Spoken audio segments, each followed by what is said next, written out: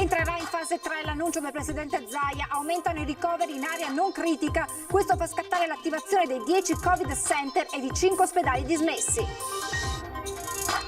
Intanto il sondaggio Demos sui leader politici colloca il governatore al primo posto in Italia, raggiunto invece dal premier che cala. Zaia ribadisce: non mi muovo da qui e aggiunge: queste classifiche in realtà mi penalizzano. Crescono i contagi, le centrali sono nel 118 subissate di chiamate da Treviso, un appello alla calma per evitare di sovraffollare pronto soccorso nei casi non critici. Da Venezia a Padova a Vicenza nuove manifestazioni delle categorie colpite dal DPCM, i lavoratori dello spettacolo e della cultura in presidio davanti al Consiglio regionale. Gli artigiani all'attacco del decreto ristori, solo nel Trevigiano 8 aziende colpite su 10 rischiano di rimanere all'asciutto. Bimba di 1 anno e mezzo, ingurgita della droga, lasciata sul tavolo dalla madre, finisce in ospedale, il dramma a Malo, la donna denunciata.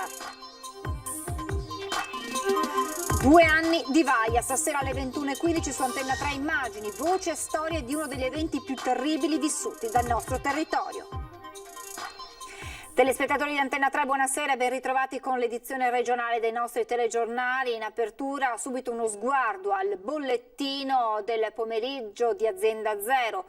Con i dati sui nuovi positivi nella nostra regione sono 867 le persone risultate contagiate dal Covid rispetto al report della mattinata. Complessivamente in Veneto nelle ultime 24 ore sono 2814 i nuovi positivi. E cresce anche il numero delle persone ricoverate negli ospedali, 30 ricoveri in più in area non critica nelle ultime ore rispetto al report della mattinata, 5 invece i pazienti in più nelle terapie intensive, sempre rispetto al bollettino di questa mattina, e nelle ultime ore si devono registrare in Veneto purtroppo anche 5 nuovi decessi.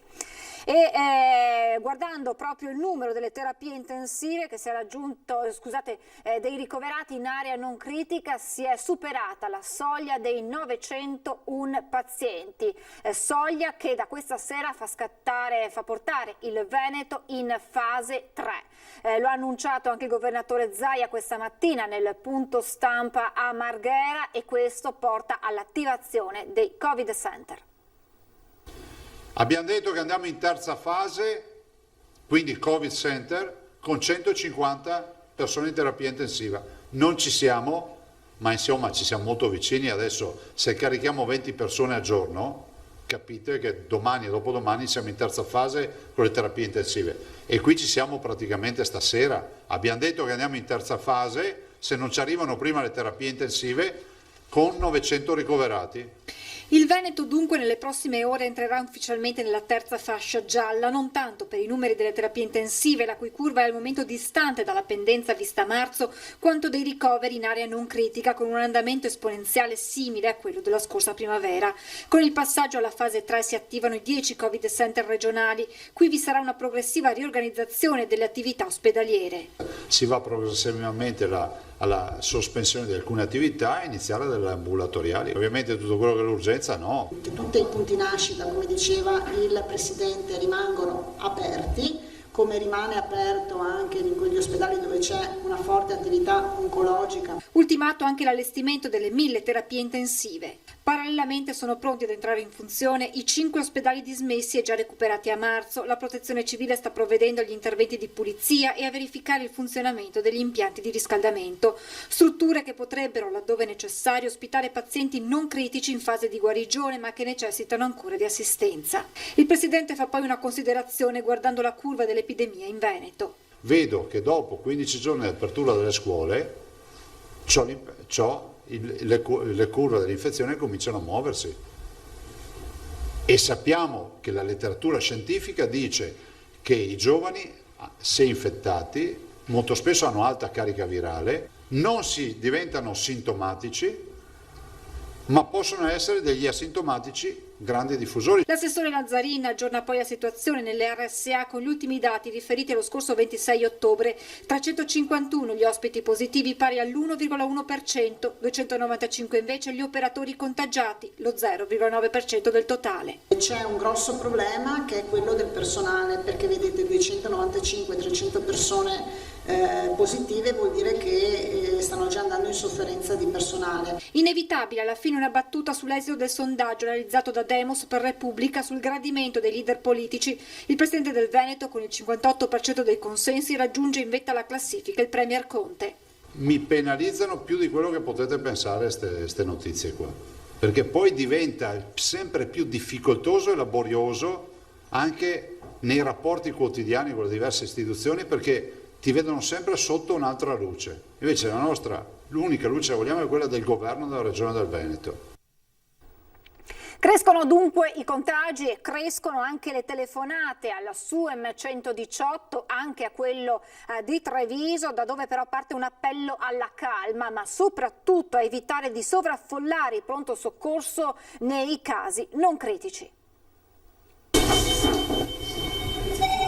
Stiamo assistendo in effetti ad un incremento delle chiamate, ma un incremento che stiamo tenendo assolutamente sotto controllo, un incremento che possiamo definire di circa il 10%. Parte da questo dato il primario di Treviso Emergenza Maria Luisa Ferramosca per dire che anche nella Marca la seconda ondata ha riacceso la preoccupazione mentre squillano i telefoni nella nuova centrale operativa del Cafoncello. Qui in prima linea si filtrano le richieste del territorio. Persone o che chiedono alcune informazioni oppure che presentano dei sintomi fortunatamente non critici, quindi ad esempio la febbre, ad esempio la tosse, e chiedono di poter accedere o chiedono l'ambulanza per andare in pronto soccorso.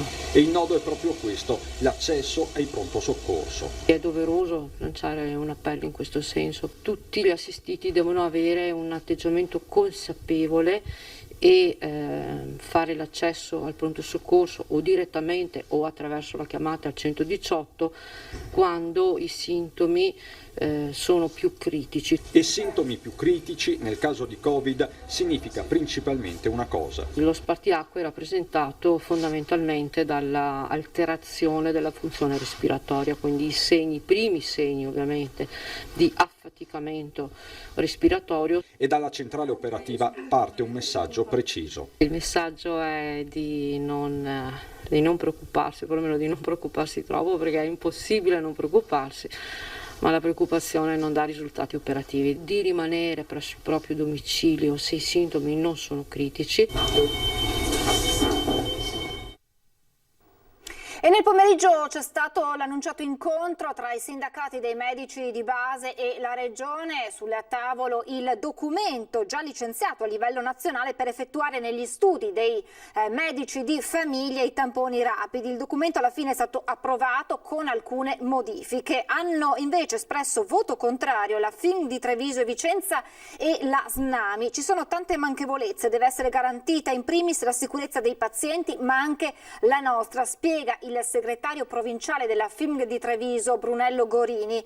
Questo comporta un aumento del carico burocratico per noi medici che ci troviamo a fare il lavoro dell'infermiere e questo non è gratificante. Sarà difficile, conclude Gorini, attuare questo piano.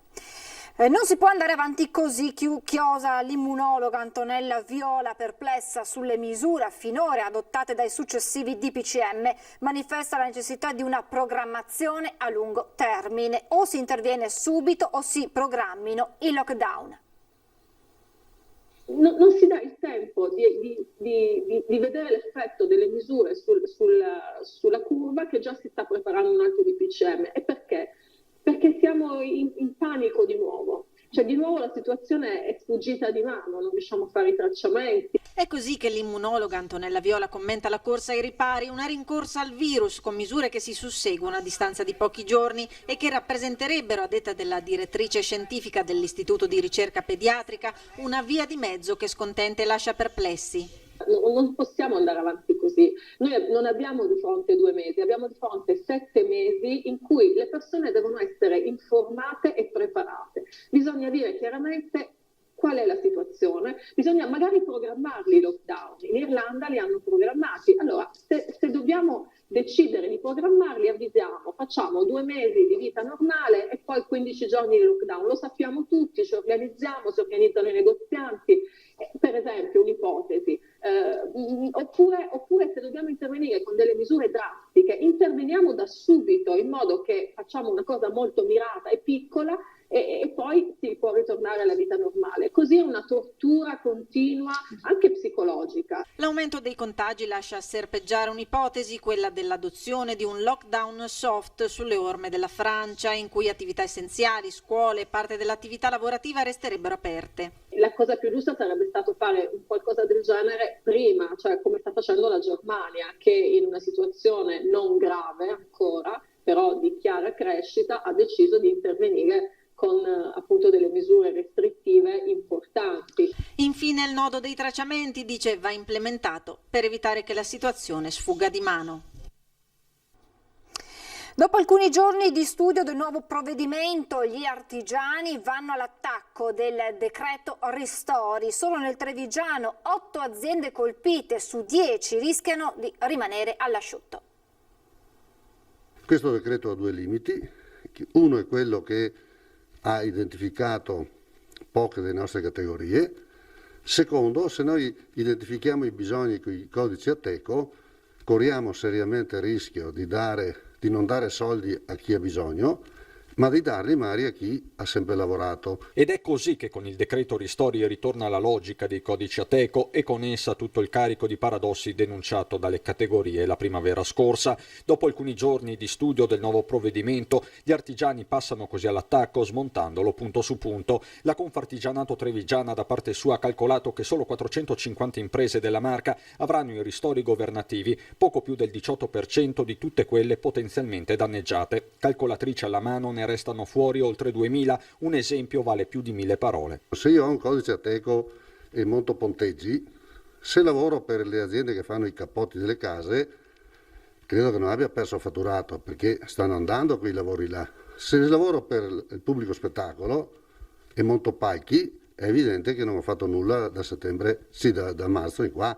La CNA del Veneto con il direttore Matteo Ribon porta invece l'esempio del settore della fotografia, 1000 i professionisti veneti che rischiano di rimanere all'asciutto e sfiancati da mesi di cerimonie ed eventi annullati. Da qui la richiesta del mondo dell'artigianato di rivedere il decreto a stretto giro di posta. L'autunno è lungo e la preoccupazione tra le imprese aumenta.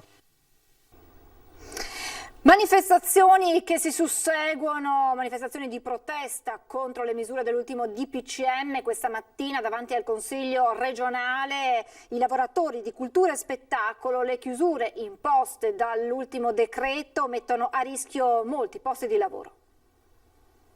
Il mondo dello spettacolo, della cultura, dell'intrattenimento ha pagato e sta pagando un prezzo altissimo al coronavirus. Dal cinema al teatro, dalla lirica alla musica leggera, dal circo al balletto classico, le chiusure di primavera e le attuali rischiano di tradursi in un colpo mortale per parecchie attività di un settore quanto mai variegato, ma compatto nel manifestare il proprio disagio a Venezia, davanti all'ingresso del Consiglio regionale. Noi non siamo contro il DPCM perché capiamo le ragioni che spingono a una maggiore cautela visto come sta sviluppandosi il virus, però segnaliamo che c'è un mondo del lavoro dello spettacolo e produzione culturale che sono stati i primi a chiudere e saranno gli ultimi purtroppo a riaprire. Quindi servono ammortizzatori sociali veri per tutti quanti, generalizzati, soprattutto per i precari e gli intermittenti, e serve un piano di ripartenza per quando sarà finita questa pandemia. Assieme a Mauro Vianello della Fistel CISL ed Enrico De Giuli della Wilcom, Atalmi è stato ricevuto a Palazzo Ferrofini dal Presidente del Consiglio regionale Roberto Ciambetti, dalla Vicepresidente Francesca Zottis, alcuni capigruppo e dall'assessore regionale alla cultura Cristiano Corazzari. Alla Regione si chiede un piano di sostegni serio per il settore e di fare da tramite col governo. E oggi come oggi le condizioni per lavorare in sicurezza ci sono in queste realtà. I lavoratori che manifestano a Venezia non sono tutti uguali, non solo perché appartengono a categorie diverse, ma anche perché hanno inquadramenti contrattuali diversi, come avviene nei teatri, ad esempio, dove la crisi non è uguale per tutti. Abbiamo una parte di lavoratori che per tanti motivi sono abbastanza protetti dal punto di vista economico con la cassa integrazione, però c'è una stragrande maggioranza di lavoratori del nostro comparto che non hanno neanche la cassa integrazione. Sono tutti lavoratori serali, i lavoratori a chiamata, i lavoratori intermittenti che lavorano solo quando ci sono gli spettacoli. Siamo senza lavoro, non si può stare senza lavoro, vogliamo lavorare. Nella prima parte dell'anno la Regione ha stanziato più di 3 milioni di euro di contributi distribuiti a 2.696 dipendenti e 419 lavoratori intermittenti, risorse che si sommano ai 35 milioni stanziati complessivamente per i comparti del turismo, della ristorazione e della cultura. Ma la strada da percorrere per uscire dalla crisi appare ancora lunga, alla luce di un futuro che si annuncia sempre più incerto. A Palazzo Moroni a Padova invece è andata in scena la rabbia dei commercianti scesi in piazza in 700 circa. Non sono mancate contestazioni e fischi rivolti alle istituzioni. Vogliamo avere delle indicazioni più precise, vogliamo lavorare, non vogliamo le cose, vogliamo lavorare. A noi basta lavorare nella maniera giusta e penso che abbiamo dato prova di esserci sempre comportati nella migliore delle maniere. Titolari di pizzerie, bar, pasticcerie, agenzie turistiche, DJ e organizzatori di matrimoni erano in 700 circa a manifestare davanti a Palazzo Moroni contro i limiti imposti dall'ultimo decreto del Presidente del Consiglio. Unite tutte le associazioni di categoria, ASCOM, APPE, commercianti del centro e Confesercenti per chiedere solo una cosa, poter lavorare in sicurezza. Poiché ci hanno insegnato che con il Covid dobbiamo convivere, è altrettanto necessario rendersi conto che dobbiamo continuare a lavorare. Quindi abbiamo maggio, giugno, luglio, agosto e fino a metà settembre il virus era completamente sotto controllo. Le scuole hanno riaperto a fine settembre, trasporti pubblici, fabbriche, uffici e quant'altro e il virus casualmente è esploso. Questo vuol dire che i pubblici esercizi non sono fonte di contagio. In provincia sono a rischio dalle 400 alle 600 imprese che contano tra i 2.000 e i 4.000 posti di lavoro. Una manifestazione in cui non sono mancate le diverse anime del tessuto sociale, la componente negazionista che ha fischiato a chi ha espresso solidarietà a chi lavora negli ospedali e le contestazioni a chi dal palco ha invitato gli acquirenti a comprare nei ristoranti nelle modalità previste dal decreto. Sto dicendo di comprare nei ristoranti, nei negozi.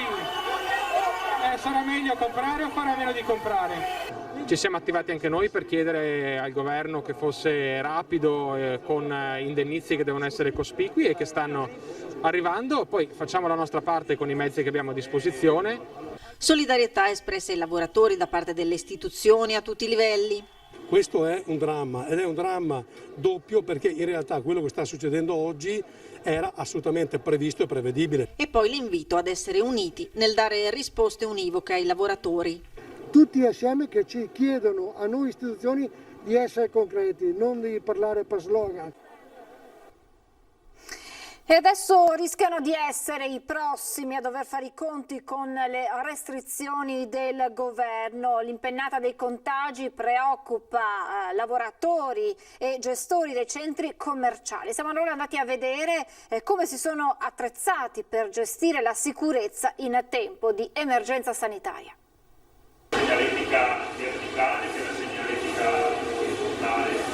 Dispenser di gel ovunque, negozi che segnalano il numero massimo di clienti che possono entrare, pulizie delle superfici degli spazi comuni 3 volte al giorno. Ecco come funziona la giornata all'interno di un centro commerciale dopo lo scoppio della pandemia. Siamo andati a vedere come le grandi strutture di distribuzione si sono attrezzate per far fronte all'emergenza sanitaria in corso. Qui siamo al Piazza Grande di Piove di Sacco. Il numero dei clienti viene sorvegliato grazie a un contapersone. Lo spazio all'interno è di 19.500 metri quadri, quindi compresi dipendenti ci possono essere al massimo 1.462 persone.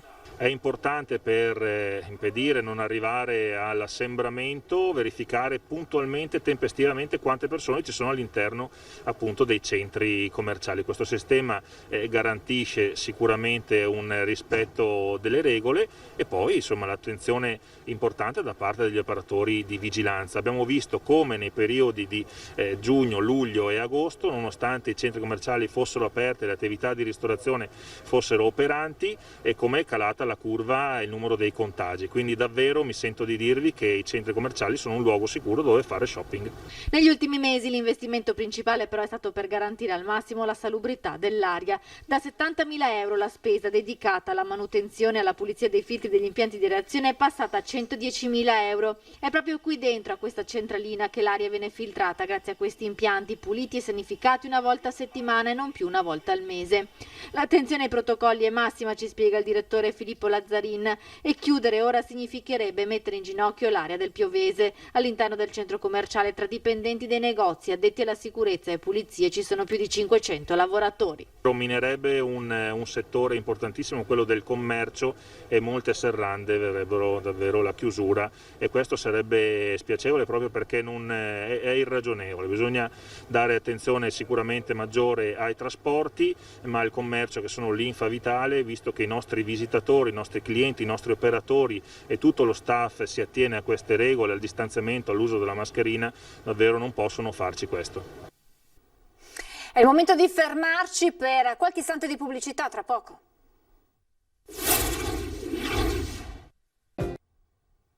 Rieccoci in diretta. In questo tempo di distanziamenti e di presenze limitate arriva dai sindaci un forte appello ai cittadini perché non vengano organizzate feste per la notte di Halloween.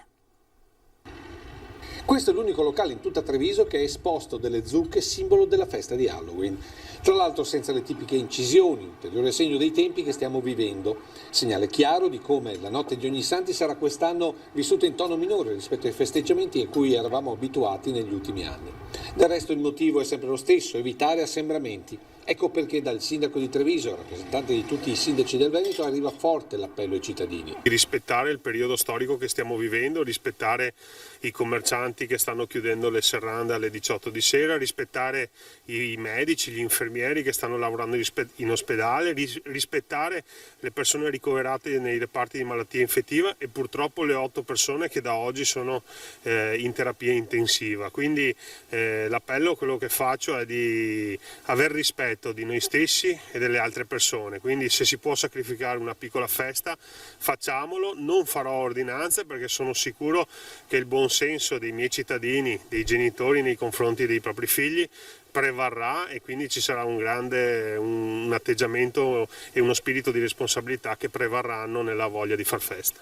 Un appello al quale si unisce anche lo sceriffo di Treviso, diventato un po' il nonno di tutti i trevigiani. Purtroppo dobbiamo fare ossequio a tutte le disposizioni e le regole date dal governo. Raccogliamo l'invito anche del sindaco e quindi questa festa, che è una festa della gioventù, purtroppo bisogna lasciarla perdere. Torneranno tempi migliori.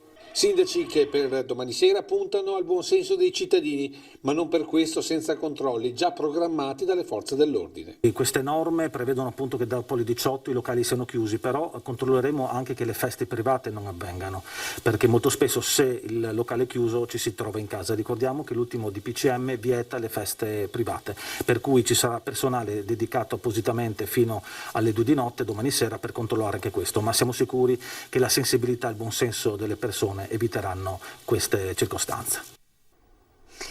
La cronaca con la vicenda di una bimba di quasi 2 anni che ha ingurgitato della droga lasciata sul tavolo dalla madre e la piccola è finita in ospedale. La donna è stata denunciata dai carabinieri.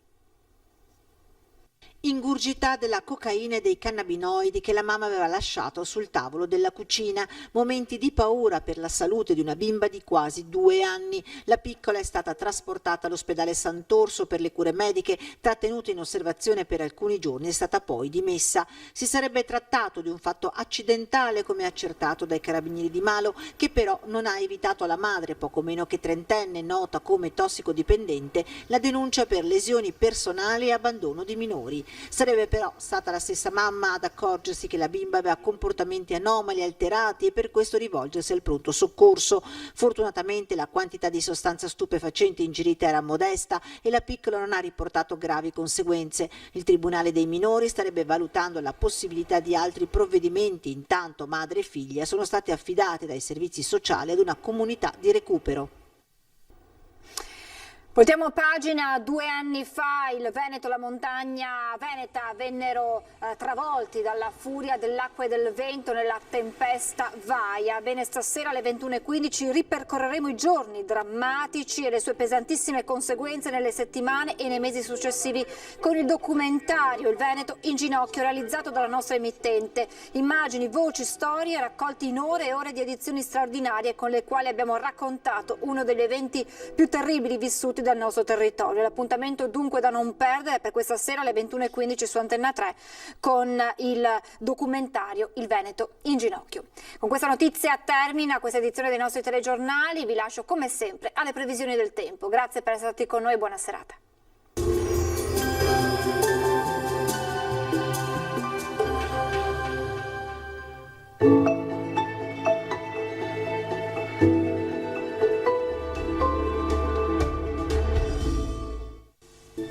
Benvenuti al Meteo. Il mese di ottobre si conclude con la presenza ancora di un'ampia circolazione anticiclonica che assicurerà al nord-est un tempo stabile.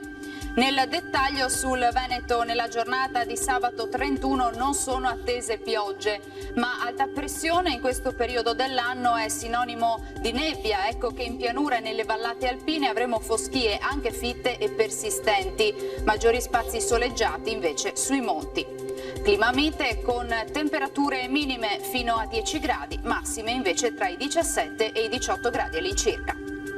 Ci spostiamo ora sul Friuli Venezia Giulia, inizialmente locali nubi basse, in dissolvimento solo localmente appunto nel pomeriggio. Temperature minime tra 8 e 12 gradi, massime invece sui 18-19 gradi. Infine uno sguardo alla situazione del Trentino Alto Adige, ampio soleggiamento invece qui dappertutto con cielo che al massimo si presenterà poco nuvoloso. Temperature minime sui 10 gradi, massime sui 20-21 all'incirca. Dal meteo di Antenna 3 per ora è tutto, grazie per l'attenzione, arrivederci.